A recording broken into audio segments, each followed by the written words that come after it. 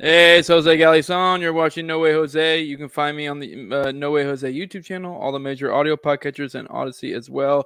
Credit to Justin Campbell for the intro at jcamp1521. If you're a fellow podcaster, he's great for any needs you have for that or editing, pretty much anything of any sort. Hey, what's up, Reed? I see you in the chat. Today, my guest is Buck Angel, which that may ring a bell for a lot of you guys. It's a male to female transsexual porn actor and all sorts of craziness. I'll let him do the introduction. Definitely interesting person.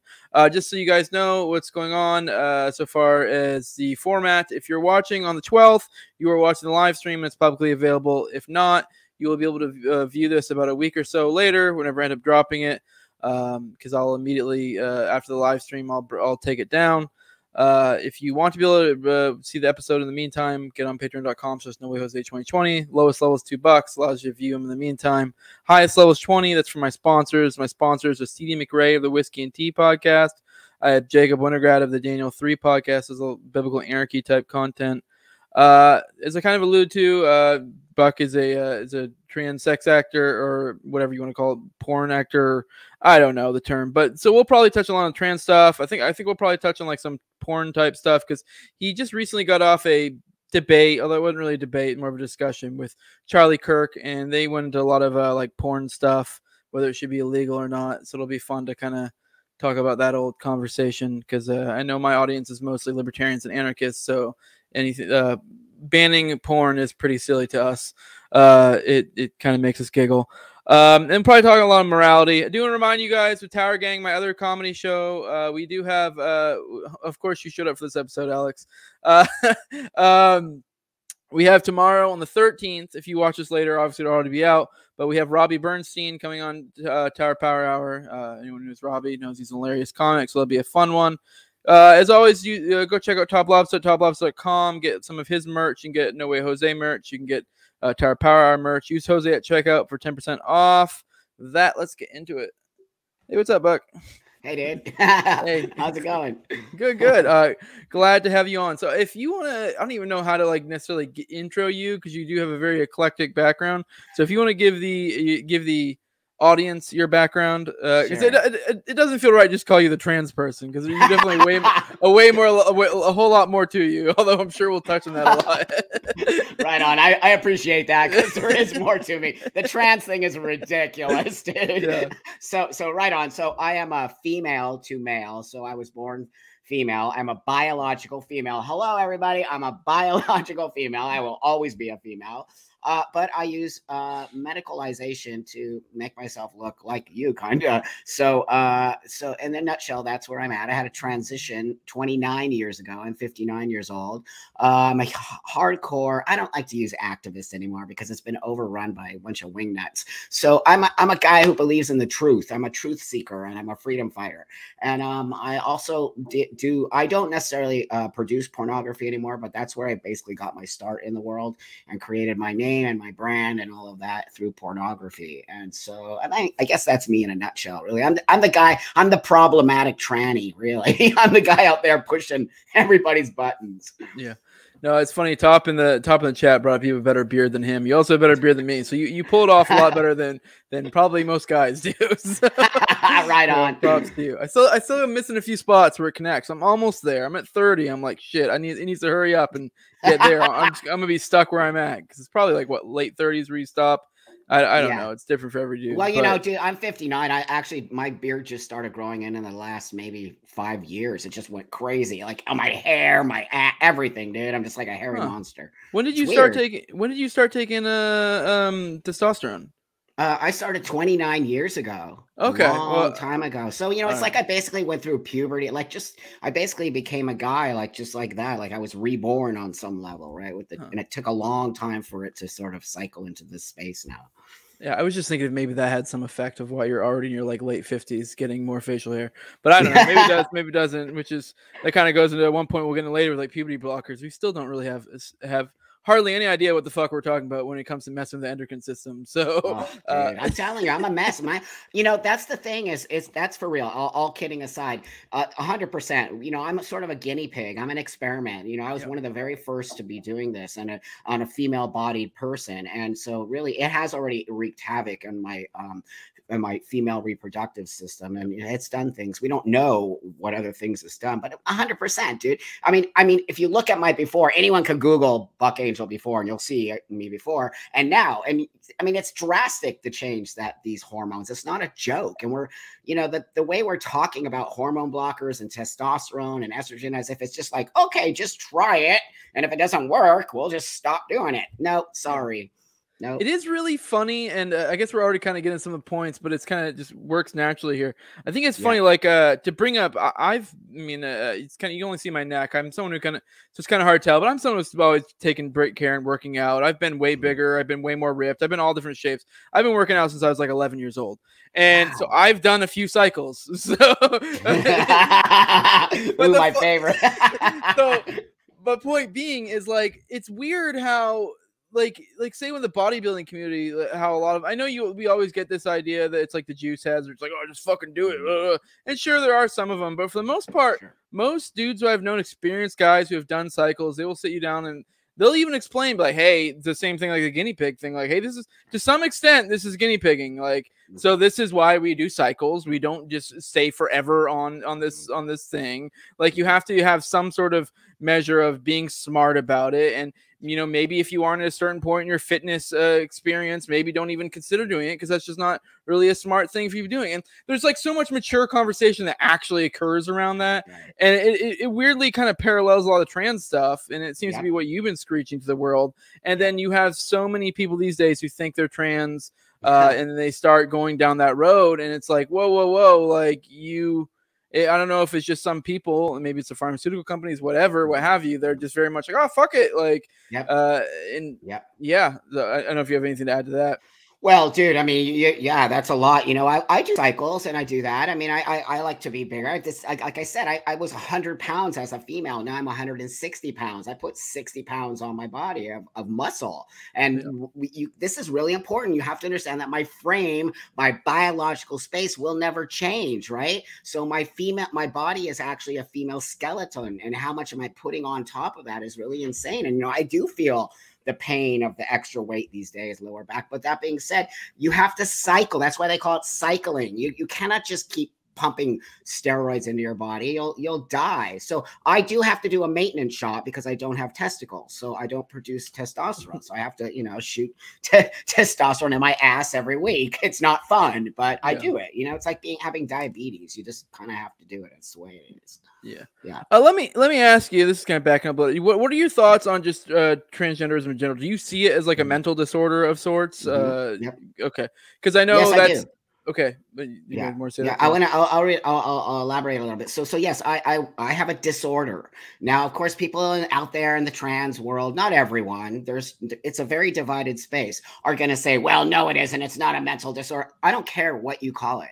I have been diagnosed with gender dysphoria. I went through a medical system. I did it the right way as far as I'm concerned. I was diagnosed. I went to have medical treatment. I have a treatment of testosterone. I have a disorder that's called gender dysphoria, and I fixed it. It's why I'm a happy dude, man. I would not be this. I wanted to kill myself. That's all real in the trans world. I mean, you do have, those things when you're not feeling, and that can be anybody who's not happy in their life can have suicidal thoughts or those kinds of things. It's not relegated to trans people. But that being said, it is a mental disorder. I do believe that it is. And I don't feel shameful saying that. I don't feel it's a bad thing. I think it really makes people understand me a little bit more. Yeah, no, that's a good point. I know it is like kind of has a negative connotation, but it doesn't necessarily have to be. It's just, that's right. I mean, yeah. I guess we did kind of touch this, but I want to get a little bit of your thoughts. Like, what do you think is the root cause? And I feel like I probably already answered for you or maybe one of multiple causes of why the hell we have so many people that are increasingly identifying as trans. It's kind of wild when you look at the percentages, especially among kids, which that'll be our next question, trans kids, because it kind of perfectly leads into it. But what do you think? Yeah, so I do see the 100%. We're not going to deny there's a huge upswing in trans kids, and a lot of upswing in people like myself, female to male, more than male to female. And there's a lot of reasons why. I mean, you know, I transitioned before the internet, before the phone, before anything, and there was hardly any of us, right? Or the way we did it is I wanted to be a man, and I want to go back into the world and be a man, and no one knows I'm trans unless they know who I am, or you know what I mean? Like that's the whole purpose. The reason why a person like mine would do this is so that we could present as male and female. But today it's a whole other space. Like people are identifying as trans, and that's not my space, and I don't get that. But that so why we have such an upswing, I think, is social media. I believe influence helps that. I think kids are lost. I think kids think trans is an identity choice and not a medical space. And I think that we just have this new space where you can anybody can be trans. You can literally say I'm trans right now and no one can say anything to you, which that's the part to me that is why we are in the space we're in today, because anyone can, without any type of medical intervention or any kind of psychological evaluation or anything, anyone could just say they're trans. Yeah.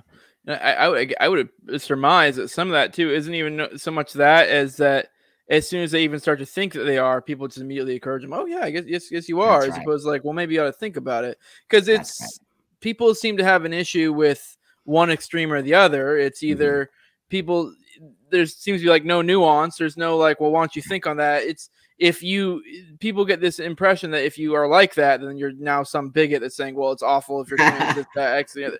It's like, well, no, maybe you ought to think about this before you make some crazy life-changing decisions. That's right. But what are your thoughts on trans kids in general? Just like, what do you even think there's such a thing as trans kids? And if there is, at what age would you say so? Right. So here's what I think. So of course I was one of these kids, 100%. But I don't think trans kids is the right terminology. I think they're dysphoric children. And the reason I say that is because once you put a label on something, you got a label on it, right? I could take this water right here and just change the label of Coke. Does that make it a Coke? No, it does not make it a Coke. It's still water. So what I'm saying is like the labels are really dangerous because we're already just pigeonholing a child into you're trans. Well, that child could actually be gay. That child could be gay. I mean, I actually went through a gay phase in my life of being a gay woman before I transitioned. So I personally do not believe there are trans kids. I believe there are kids with dysphoria, and I believe there's kids who need help in finding their space, but I do not believe in medicalizing children at the early age that we are pushing hormone blockers. And I think it's very dangerous, very, very dangerous. There is no turning back. And this idea that is, they keep saying it's reversible. Not true. It is irreversible once you start putting any kind of medication that stops puberty. There is some damage that will happen to this child. And are you willing to do that to your child? I'm not at all. I'm not willing to put my child through that. Yeah. No, I guess, yeah, the puberty blockers. I even when the first, because I mean, I'm 30. It was probably less than a decade ago before the trans issue really started hitting the center stage of like national discourse. And like, I know when they first started hearing about puberty blockers, I immediately, without even knowing, granted I was a little bit more conservative, but without even being told what to think, I immediately just, from having a slight bit of knowledge of like, you know, being into fitness, knowing, you know, kind of being somewhat familiar with how the hormones of your body work, or just biology. I've always been good at science. So I was kind of like, that makes no fucking sense. like I struggle to even wrap my head around how someone can explain to me how that wouldn't cause an issue. Even if you could say that like, oh, well, it's like a switch. And then you'll just like say, you'll be like, oh, well, you feel like a dude. Well, we'll just swap your hormones and it'll magically go back later. Even if that could somehow happen, you'd still be missing out on those years of, say you were meant to be a male or whatever, or you're biologically male and you try to be a female. Like, obviously you're not going to be getting the testosterone, getting the muscle growth. So you'd say you'd want to go back. Like, yeah, technically maybe it's sort of, you can just flip the switch, but it's like you've missed out on those years of, I don't know, 13 to 16 where you could have packed on good muscle and like, present more as a male, whatever, etc. That's right. And that's even accepting the premise that you could just swap your puberty like hormones back to normal. Like, unbelievable.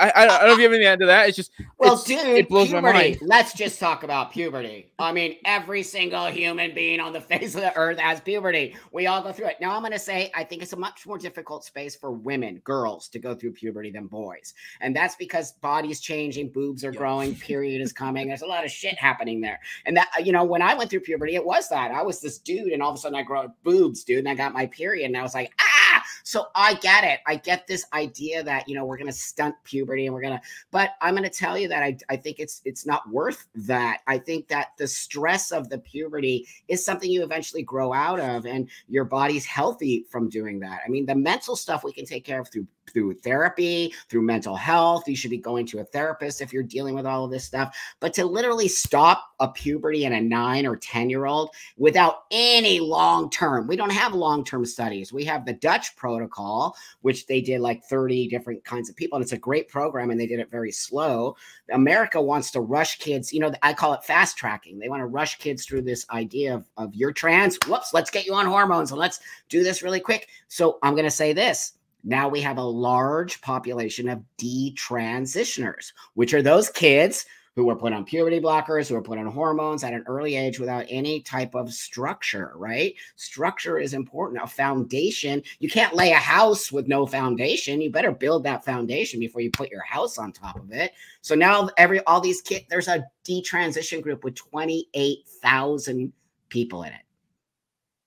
No, that's it. That's sick. That's wrong. That's actually, these kids are going to suffer for the rest of their life because someone told them they were trans.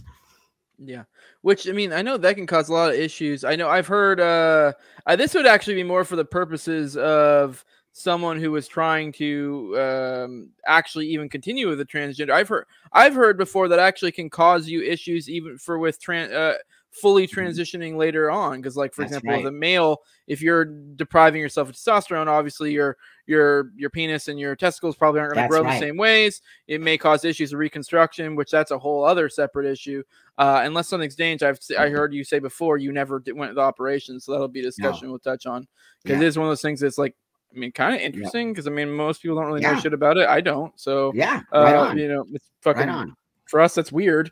It is weird. Look, dude, I'm the first one to tell you. I make fun of myself. Why do I do that? Because look at you have me on. Let's not pretend that it's a little bit. People don't get it, and I get it that you don't get it. You know what I mean? Like, I'm a man with a vagina. Okay, that's a little bit crazy and weird and whatever. And so what? So what? You know what I mean? Like, the minute me and you start talking, you're like literally forgetting about that. And now I bet you just think of me as a dude, because I didn't get all mad at you for like, oh, you're not.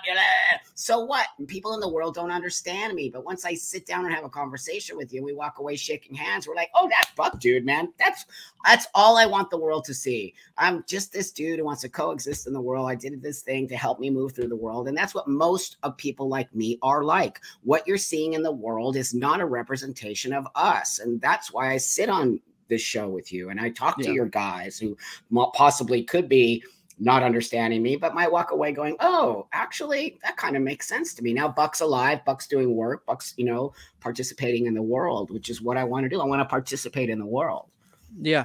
No, I think people like you are actually very important, because in this, I kind of brought it earlier, it's like the extremes, like especially with something like a trans issue, you do see a lot of people get crazy. And don't get me wrong, I'm very much known for saying fucked up jokes and horrible things. And I've made horrible jokes about that subject topic, about plenty of other things, but the difference between a joke and meaning something are very different things. So like, I guess the point I'm getting at is, it is good to have people like you kind of break those barriers.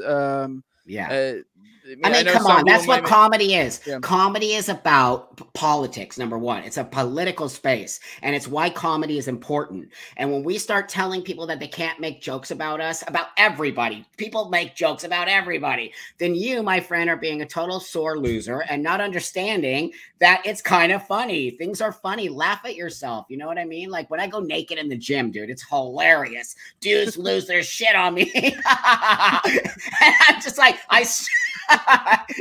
I mean, I find it quite hilarious, but you know, I don't find offense to it. No one ever says anything to me. Like, it's just totally fine. And if people were uncomfortable with it, I would actually not do it. You know what I mean? But dudes are just like, whatever, man. But if there were children in the locker room, I never would I get naked in front of a child. Ever, ever, ever. That is inappropriate and wrong. And because I have a different kind of body, and I don't want that child somehow to either have some kind of weird reaction to it, and it could mess with them on some level. So I think just being honest, you know, I'm an honest dude, and I'm honest about who I am and what I do, and I think that's the way you move through the world, and you find people who will eventually say, okay, I'm cool with the trans thing because I see what it did for him, and I see that it helped him get to that next level. I know other people may make the case that to oppose what I just said, that you to some extent normalize it. But I mean, at the same time, I would make the case and rebut that, like, well, it exists, so you can fucking get used to it or not. I don't. That's right. That's right. That's right. I ain't going anywhere. You know what I mean, dude? If you don't want to be in my life, move over. I'm fine with that, dude. That's exactly right. I have every right to be in this space as everyone else. And it doesn't mean we have to hang out. It doesn't mean we even have to be friends. But the reality of it is I exist in this world. And so that's the reason that I'm so upset about what's happening in the trans space, because I find that those people are wrecking it. For all the work I've done, I've been an advocate in this community for 30 plus years, and they're ruining a lot of what the older generation has done by all this wingnut shit that I don't even agree with. And I'm like, that's not trans. And, you know, just this really weird fascist space that they're telling us we have to tell pronouns. The whole point of my sex change was so that I didn't have to tell you my fucking pronoun. And if I have to tell you my pronoun, it pisses me off because it means that you don't see me as a dude.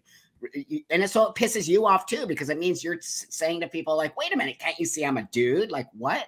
So the pronoun thing really threw people off, and it was a way to control our language. And as I told you from the beginning, I'm a freedom fighter. I'm a believer of freedom of speech, and I'm a freedom of all. That's why I live in this country. And so I'm not going to be having a group of people that are very small tell me how to walk the world. And so I get why people out there are very upset about what's happening.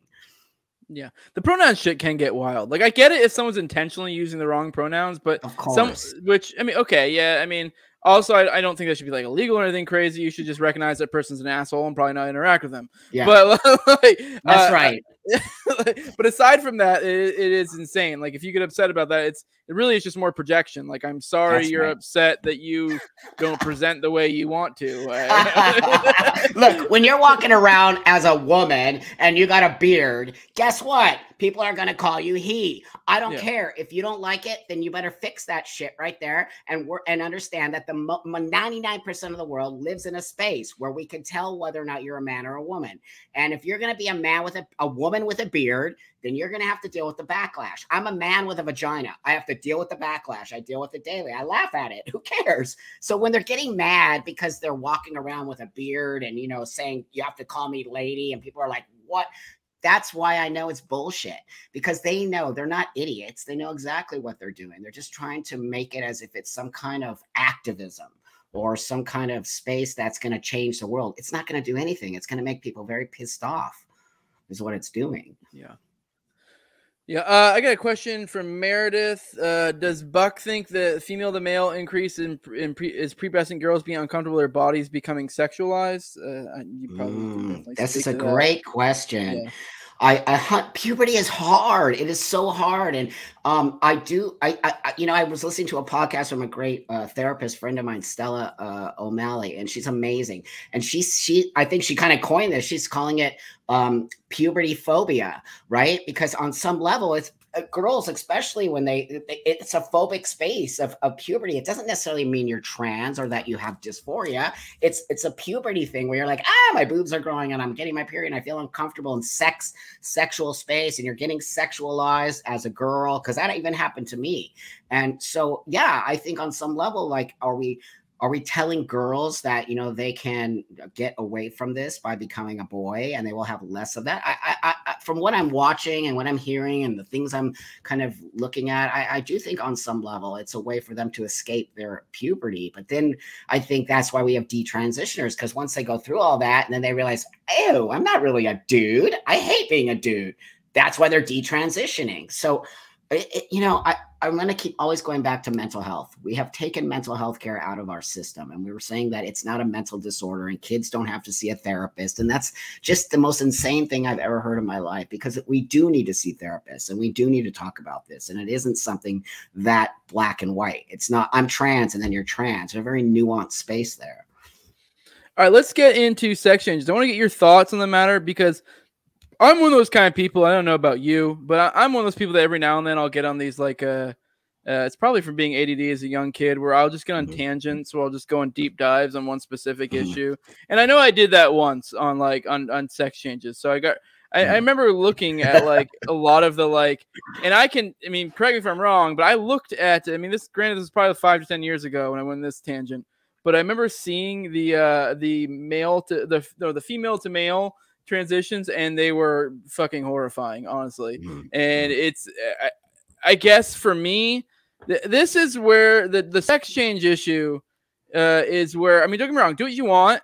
That's but right. Now, like, if I had a friend or a loved one and they came to me, and from the little bit of knowledge I have on the subject, I'd be like, don't fucking do it. Like, I get it. It may make you feel like you feel somehow better in one way or another. But from the little bit I've looked into it, and correct me if I'm wrong, it looks like you're basically borderline destroying yourself sexually. So, I mean, if I guess if how your ego is really that much more important than you having like proper sexual pleasure the rest of your life, then sure, okay, I guess that's your call to make. But I feel like that's a hefty fucking bargain, in my opinion, is the way I see it. And maybe I'm wrong, because I don't see, like, I mean, it's probably easier going from male to female, just from the basic structure of what a vagina is. I mean, not to be crude, it's kind of just a hole in some sense. That's right. That's right. So, no, you're right. It is a hole. But like, even then, though, if you take a penis and flip it inside out, I just don't see how that's gonna be like, well, it's just like a vagina. Like, no, it's not. I don't know. The nerve centers are all different. We're nowhere near. It's not. I don't think. Yeah, it's so I don't know if you want to expound on that, because it just seems to me that's where I'm like, that just comes off as foolishness once you start doing that. So here's the deal. Everyone is different, right? What I need is different than what the other trans dude needs. I didn't need a penis. I chose not to get the penis because I didn't like the way it didn't work. I mean, this is many years ago, and has no reflection on any other trans dude. This is my story. And so I just chose not to do it. It was a difficult decision because I wanted to have a penis. I mean, that's what is a man, is a penis. And so what I saw just was, for me, not cool at all. And it didn't work. And back in the day, you had to stick a stick down the middle of it in order to get an erection. And I'm like, what? Oh, I'm going to be having sex, and go, hold up, wait a minute. Why stick the stick inside? It's easier just to put a strap on. You know what I mean? I found my way around sex. So that being said, and also you lose your sexual function. And I was like, what? And you have like a 50% chance of losing orgasm. I'm like, what? Game off. I'm not even doing that shit. So I honestly think it's a very personal space. I think some people just need to have it, and they don't care about the sex, and they don't care about orgasms or any of that stuff. They just need to look like male or female. And so I know more trans women, men to female, who actually do the vaginal surgery, because it is not a difficult surgery. And on some level, I have seen them up close and personal. And I was like, wow, it kind of looks like a vagina. That's pretty amazing. But it doesn't work like a vagina. It doesn't feel like a vagina, from what I hear from my friends. On the other side, the penis surgery is still very new on some level, and still not necessarily functioning the way you function. So that being said, you know, I personally discourage people from doing it, because I have a great sex life, and I don't think I would have the great sex life if I chose to go the other way. So, and I just don't think that right now they're in a space to make it so great that, you know, it can be just like a biological man's penis. And so I really am happy that I made the choice not to go that space. And, you know, again, personal choices in this space, and I think also money and all the other things, and how much it costs, and it's a very expensive surgery.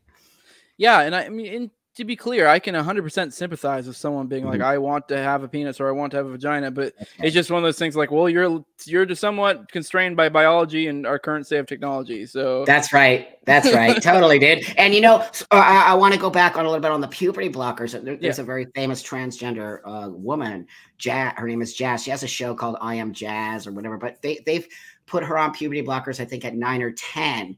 And she's one of the first to like really visually be out. She has her own reality show, and you basically followed her as she grows up into a woman.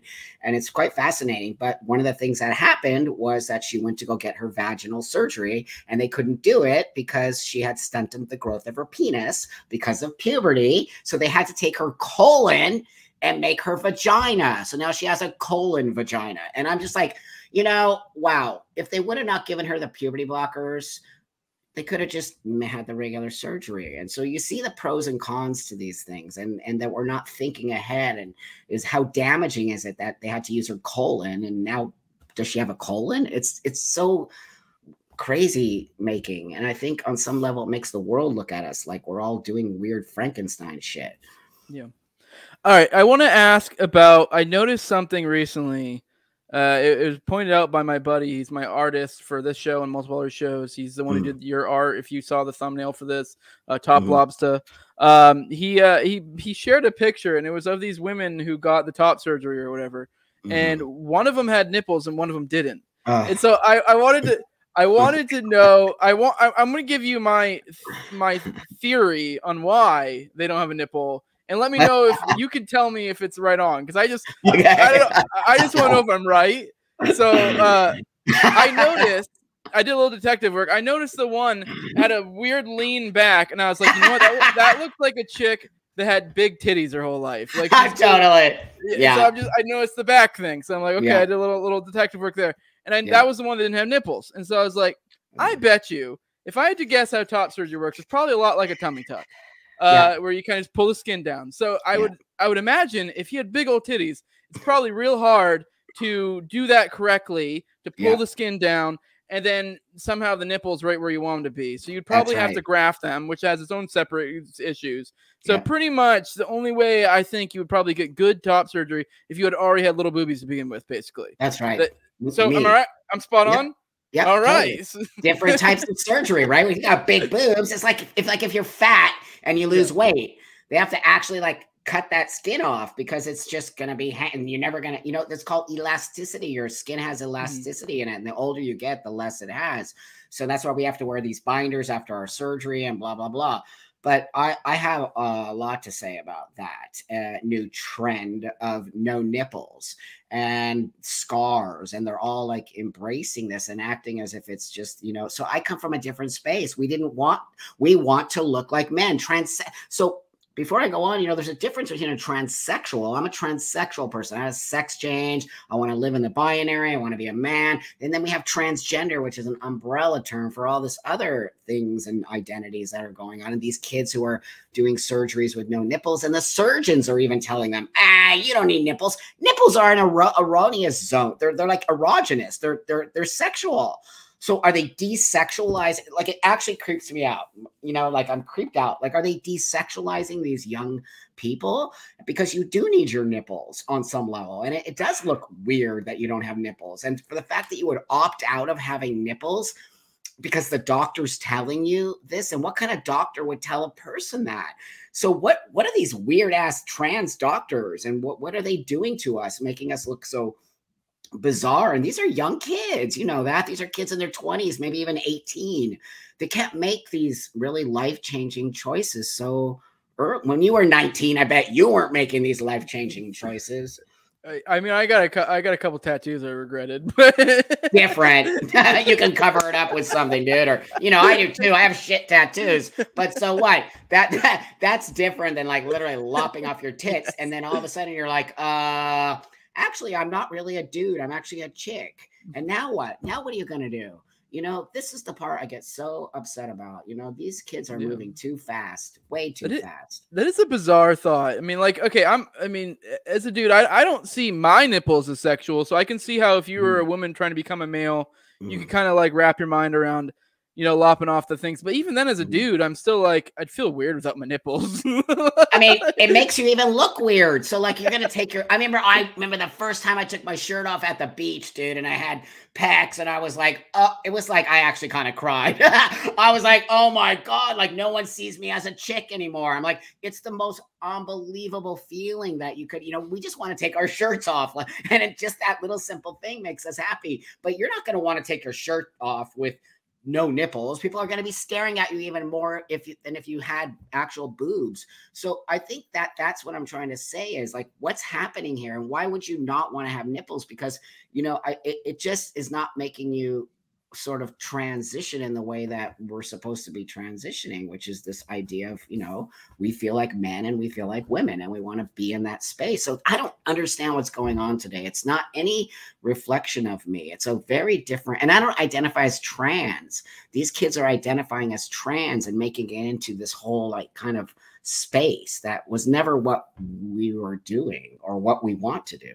Maybe this is too specific of a question for you. I mean, you mean, I guess I just assumed that maybe nipple grafts were an issue, like medically speaking. No, they weren't not. super. They're not. They're No. pretty easy. No, so many guys I know have yeah. nipple grafts, tons of them, before this situation started to happen. So that's a lie. That's the doctor being super lazy. That's what I think. He's being lazy because it takes, you have to like align, you know, you have to line it up. Once you lock them off, then it's like there's this thing here and you got to figure out how to make sure that they're not, you know, so does the doctor, is he just being lazy and going, dude, you don't need nipples, just go on? Like, well, I didn't know if there was like a certain rate to where, because I know when it comes to like grafts in general, some don't take, or you might end up with like some dead tissue. So I mean, maybe, but if it is really just a thing that's like, that's not very common and they almost always take and look normal. Yeah, they do. Yeah, I could see. Then it's just, it sounds like lazy doctors. Yeah, that's right. I don't know. That's right. Something.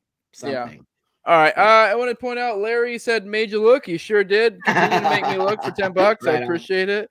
All right, let's get into the porn talk, because you did talk with Charlie a lot about the porn stuff, and you know, I can kind of see both sides a little bit. I mean, I think I'm not gonna lie, I think his side's a little silly, but I want to get your opinion on the negative and positive effects of porn. I will grant him there are definitely people who have issues with porn.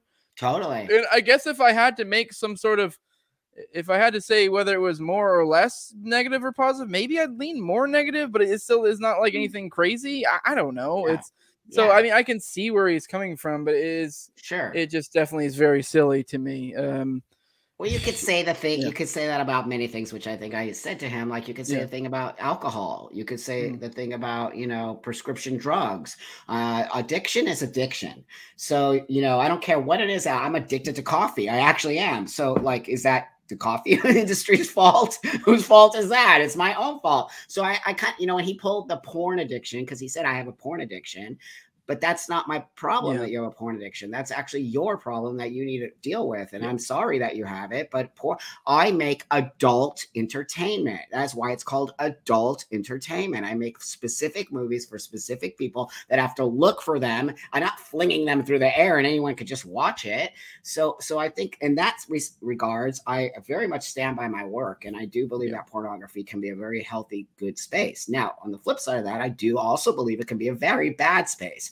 And I also believe that it can be detrimental to some people's mental health. And I think it's teaching people that this is how you have sex. No, it isn't. It's fantasy. And that's the other thing people don't understand. Porn is fantasy. It's not a sex education space. It's not a space to learn how to give a blowjob. It's literally fantasy and fun.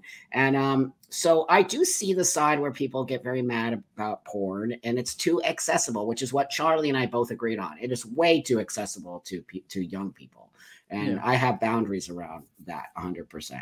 Yeah, which I guess that kind of goes into his solution, or for to help those boundaries, was to make it like illegal, essentially, basically legislating morality, which ridiculous. Ridiculous. It's never going to happen. It's $1 billion industry for a reason. For a reason. Do you know that most tech companies follow porn? Because we're always in the lead to create new technology. We're the ones who created streaming media. We are the ones who started all of this, what you see on YouTube, that all started in porn. We were the first ones to do all streaming media. So that being said, we're very advanced in our technology, and for many reasons, because we want to get it out there. But also, you know, again, the bottom line is it's adult entertainment.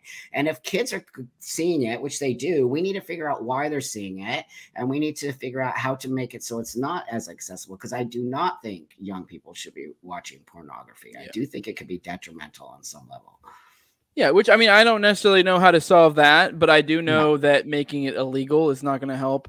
I know he tried to make the case. He cited some stat, which Yeah. I don't know. Honestly, I find it always corny when you have when people go stats, this, stats. I mean, don't get me wrong. There's a purpose to drop stats here and there, but anyone, especially, I don't know if maybe you differ with me with all the COVID stuff, but especially in the age of COVID, and all the craziness that were pulled over your heads with fucking stats and shit.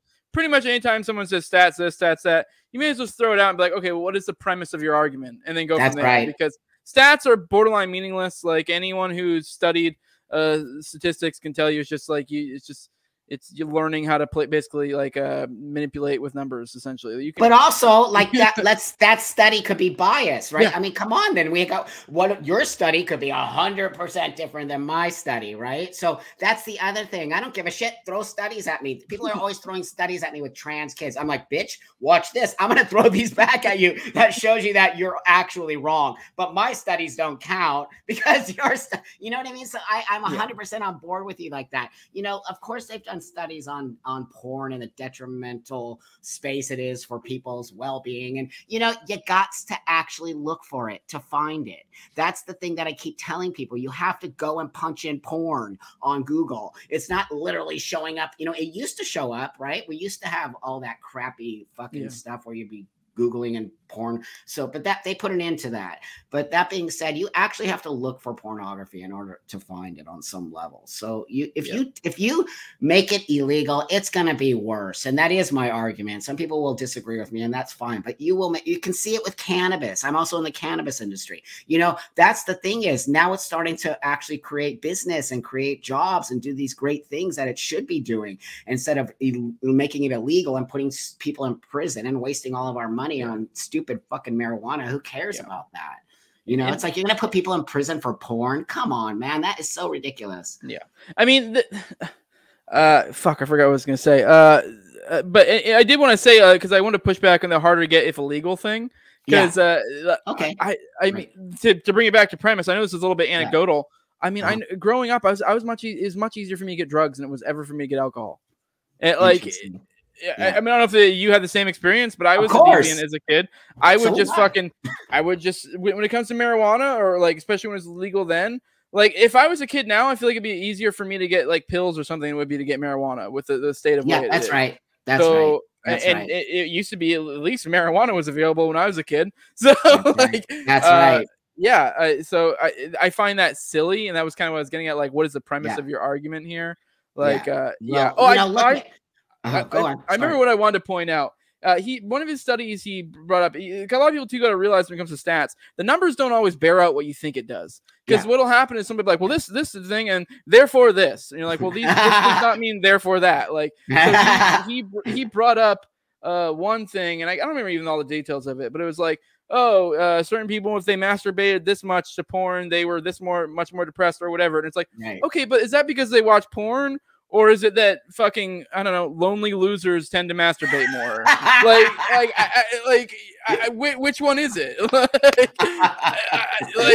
Right on, dude. These correlation does not mean causation. So it's not. That's right, dude. Like you're assuming a whole lot here by just throwing in statistics at me. It's not that black and white. That's right. And you know, people might have some shit going on in their lives, and you know the other stuff. It's not just the porn. They're using the porn as and so I like to use the example of pharmaceutical drugs. They're tearing us apart. They're killing us. Yet here we are. You can go to the doctor, you can get a prescription, you can go get an addiction in like 2 seconds. And I had an addiction to drugs and alcohol, and I'm sober 30 years. But that being said, it's why cannabis to me is a great alternative to pharmaceutical addictive. Cannabis is not addictive, and it is a very healthy space. And then there are great benefits to using cannabis and all of those things. People will disagree with me again, but as you see, I'm always on these spaces. I'm always on these spaces that are sort of like pushing against the world to change their mind about things. I do believe that sex is healthy, and I do believe there is great stuff out there that people can see. And I also believe in alternative medications. So, that's kind of where I stand in the world. Yeah, I did want to touch on one last thing on the porn thing, on the aspect of things being legalized or not. And I believe, I wish I could remember the exact quote, but I believe it was Voltaire de Cleyre, who was a famous anarchist, who said that, like, as soon as you make a law concerning speech, you'll have 1,000 lawyers, and I'm obviously paraphrasing, whittling it away into, like, and this was in the case of literally using the First Amendment, even just enshrining it into law. Like, so she was actually making the case you'd be better off just not having a law concerning it whatsoever because there's nothing to be said in the matter. But this is even literally a positive, the opposite of banning. She's saying that if you were to put in place, you know, the government enshrines your right to the freedom of speech, that immediately you're going to have a million fucking lawyers, you know, fucking whittling it away at it and like making an argument like, well, this only applies here, this only applies there, et cetera, et cetera. Now it's going to be even worse with banning. So like the arbitrary nature of a porn ban would be insane. Like insane. Yes. Like what is the objective metric that makes something porn and not porn? Great point. A great point, my friend. And also, what's the difference between prostitution and pornography? So, right? A camera. It's an actual camera and a model release. So, you know, there's some people who do prostitution who get around it by always setting up a camera and having a model release for their customer. So, you know, that there's these spaces that they think it's not that easy to distinguish between that or to ban a whole thing. It ain't going to happen. So instead of banning it, how do we make it so that we can all kind of figure it out and work with it? You're never going to ban pornography ever. I mean, you can ban it, but it'll get made in different ways. It'll surface in uglier, gross ways. And I think people would regret it if they tried to ban porn. I mean, everyone makes a joke about Japan and their tentacle porn. You know, like, so, dude, I shop porn in Japan, and it's very difficult. It's actually not really legal there, and they're very hardcore about it. And the mafia really runs the porn space there. They like really crazy shit, dude. Yeah, well, that's the effect of what happens when you ban it. Like you all end up with all those blurry wieners and vaginas in Asia, and now they have this weird ass porn. So it's like I don't know what you want here. Because that's exactly plays my point. How do you define porn? If it's a cartoon and it's fucking not even an actual penis or vagina or whatever, like at what point where does it constitute porn? And this is where I guarantee if you ask the normal traditional conservative individual, like which is more degenerate, fucking tentacle like Japanese porn or normal heterosexual like sex porn, they'd be like, well, I guess if you got to pick one, I mean, I don't like this option, but if I got to pick one, I'm picking the normal straight porn. You're like, okay, well, on your fucking moral crusade, you have caused this. It's hilarious, man. You cannot. And also when Charlie was like, I have a porn addiction, I'm thinking, well, that means you like porn, dude. It means you actually like porn, but you just don't know how to like take it in small doses. I mean, yeah, I do. This is more for my purposes because it spurred me out. He called his sexual anarchy thing. He called it sexual activity without restraints, which ironically, I would say, and a lot of his arguments that he was making against porn and against like even some of the trans stuff is actually, I mean, I don't know what your politics are, but in theoretically in an anarchist society, you wouldn't be able to just make kids and then pass them off to the government or whatever. Like you would actually have to accept responsibility. So the irony of his sexual anarchy is that's not like sexual anarchy. Like, yeah, maybe it would be a little bit more, not as defined by the state, maybe a little bit more free-ish in certain ways, but you're still going to have the responsibility side of things. So it's not going to be this craziness thing he's implying. So I don't know, that more just spurred me out. So yeah, well, you know, he just wanted to throw the morals at me and his space, and I'm used to it, as you can see. I'm just used to it because I just already know what people are going to say, and I already know my thing. And at the bottom line is we're going to walk away disagreeing, which is, again, that's why those shows are so important, and being on your show to do, because we can show that we have different opinions about things, but it doesn't mean we have to hate each other, and it doesn't mean on some level that we all just want to be, we might be over here and here, but the ultimate goal is we all just want to live free and happy and be able to do what we want to do. I really believe that's true, but we just kind of don't understand that we're allowed to all have different ways of being. Junkie Jeff, he always shows in my streams. He said the difference between porn and not porn is if it was created explicitly for sexual arousal. Like, sure, technically, maybe you're right, but for the purposes of legislation, like that is an additional nightmare all of its own, because now you're in the thought crime spot. Like how do you? Yeah, like that's even weirder. Pornography is in a weird space anyway. We're always getting nailed by the government. We're always getting, you know, they passed a law, I think it was like 20 years ago, that was the obscenity law, which is so vague. It's so insane. And people were getting arrested left or right for making obscenity. And it's like, well, what's obscenity? And they couldn't really, describe what obscenity was, other than that it's an immoral space that your community doesn't like. I'm like, well, my community is cool with it, so I don't know what you're talking about. No, it's like, I mean, to even go more to the arbitrary nature, I know most boys can sympathize when being a kid and finding like their mother's Victoria's Secret or even a JCPenney catalog. I've totally jerked it to a JCPenney catalog. Totally. So, like, is that porn? Like this is a perfectly normal thing that was made for normal women to be like, I wonder how this bra will fit me. And like, and there are dudes all over the world jerking off to it. So is that porn? It could be, right? Because you're right. You can't really describe it because it's different for everybody. So I think that's a really great point you made. All right, I wanted to get into the morality stuff because that was one thing you touched on a lot. And this would be something my audience will probably disagree with me a lot too, because I know being a lot of libertarian anarchists, a lot of them are very much rooted in the objective morality perspective. I am not. I've been very open by it. And I feel like Charlie did the perfect example of why I don't agree with it in this. At one point he was talking about how many people you get to disagree. Like, he's like, there's right and there's wrong. And I know you point out like, well, there's my right, there's your wrong, or you're right, or whatever. And then you kind of got into this like, well, we need certain people to agree with. And he's like, I don't know. It very much, you'd have to go back and watch it. I highly suggest you go check it out. It was a good talk. But like, it really came off to me as if Charlie was just saying, basically screaming out, I'm right. And that's it. Like that, and that's what objective morality comes down to. Like, sure, maybe there is objective morality. I don't know. But at the end of the day, I feel like it's easy. I feel like the people who claim objective morality don't really know there's objective morality. So it's like this at some point, like, okay, well, can't we just all be honest with ourselves and admit we're operating at deficiency? Because a lot of his points were just like this, like, well, that's just objectively wrong. And you're like, what? You can't just say that. And he did because he can actually if he wants to, but I'm not going to agree with it. Yeah. So that's the thing, is like, I don't think people push back on the guy a lot. It felt to me like he just sat down and like, this is how it's going to be. And I'm like, well, actually, no, it's not.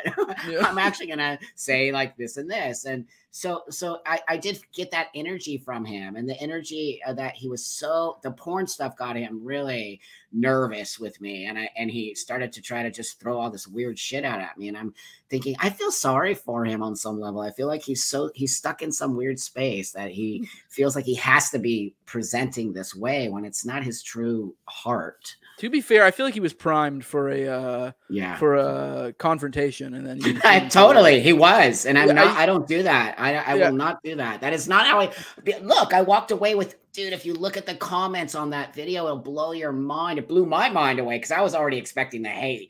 I have never gotten so much love from the right Christian, like hardcore haters that were like, dude, thank you so much. I totally get it now. And I'm thinking, wow, thank you. I just did my job. So really, I think when you start to get into that space of arguing, some people like it. You won't make a point, and you won't walk away with changing some people's minds, because all they see is the anger in you and that's this self-righteousness. And I'm not self-righteous. Like from the beginning, I told you, it doesn't matter if you agree with me or not. It's totally cool with me. We can totally meet in the middle. And I think that's a more important part of my message than anything. It's like, let's just meet in the middle, dude. Yeah.